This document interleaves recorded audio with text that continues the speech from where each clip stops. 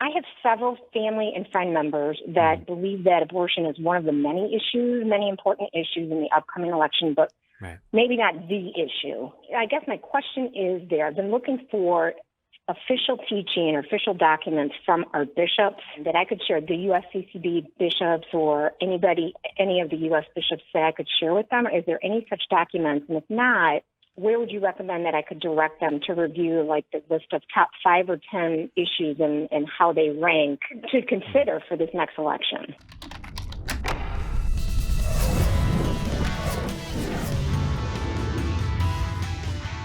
Well, actually, I did write it. Sheila, I wrote a whole article about this, and I'll be covering this with our seminar on faith in the voting booth here on Thursday. But I wrote an article about this because there was a debate at the USCCB on this subject, and the majority sided with the view that abortion, it's been the Faithful Citizens Voting Guide to retain this, that abortion is the preeminent issue of our time. I wrote the article at Catholic.com. We'll send you a copy of it to review. It's called The World's Worst Injustice at Catholic.com, but I'll send you a copy. Anyone else wants to read it, go to Catholic.com and search The World's Worst Injustice. And I quote from the USCCB and the Compendium on Catholic Social Teaching on this issue that abortion, because of the moral gravity of the act, which is the direct killing of an innocent human being, of the youngest human beings among us, the moral gravity of the act and the gravity of the circumstances, namely how unfortunately popular and widespread this evil is, that it makes it a preeminent issue. The USCCB says this. It says, the right to life is the first and most fundamental principle of human rights that leads Catholics to actively work for a world of greater respect for human life and greater commitment to justice and peace. So I think that, and I quote from the Social Compendium, which says, promoting human dignity implies, above all, affirming the inviolability of the right to life from conception to natural death, the first among all rights and the condition of all other rights of the person.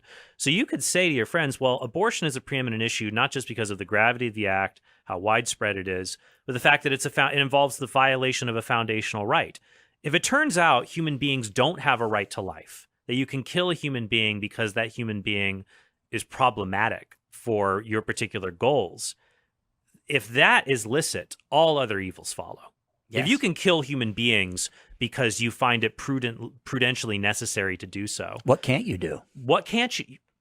Anything comes on the table now. So that's why if we don't get that right, all these other issues that they can bring up, you can say, well, why would it matter? Why would any of these other things be of concern if we can't even get this fundamental evil right? Yeah, I want to underscore what you're saying here, Trent, because the other things that are thrown up as important social causes, for example, the rights of immigrants, for example, or something like that, or the rights of the poor, sure. none of these things make any difference if we can just kill them, right? Right. Well, if you can kill a human being trying to go from the womb out of the womb, if you are opposed to immigration, why not kill a human being trying to illegally cross a border? For example, if you're worried about caring for the poor, why not practice social Darwinism? If abortion is allowed, then you have no justification to say that these other evils... Yeah, or eugenics. Except for popular sentiment, which is a dangerous thing to ground morality on. So I think, Sheila, what you should ask your friends, ask them, all right, what makes an issue important? Get them to give you criteria for it, and then show them how that applies to abortion. So ask them, they say, well, these other issues are important.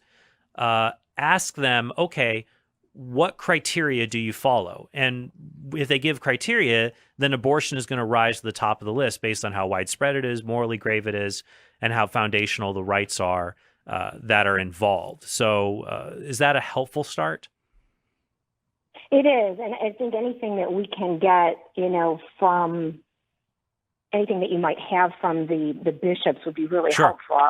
I'm curious as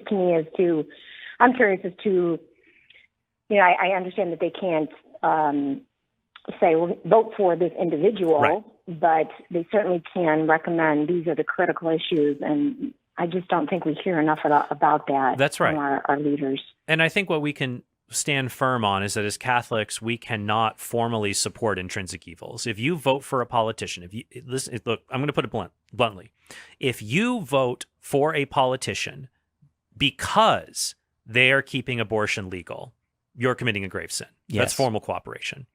Now, it could be the case, someone could come to the conclusion, well, I'll vote for a politician in spite of the intrinsic evil they defend.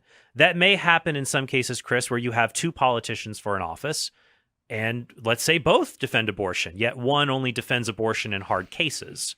Here in this case, where if you could be justified in voting for someone who defends an intrinsic evil, if it's the case that it's a lesser of two evils. However, I would say this is not a free card for anybody who supports abortion to erroneously conclude, well, the other guy supports even greater evils. If you are going to support a politician in spite of their view on abortion, the burden of proof is on you to show that the other politician supports greater intrinsic evils. And if it's abortion, I can't imagine really any other intrinsic evil. There is no other intrinsic evil that would be greater than abortion in gravity and scope.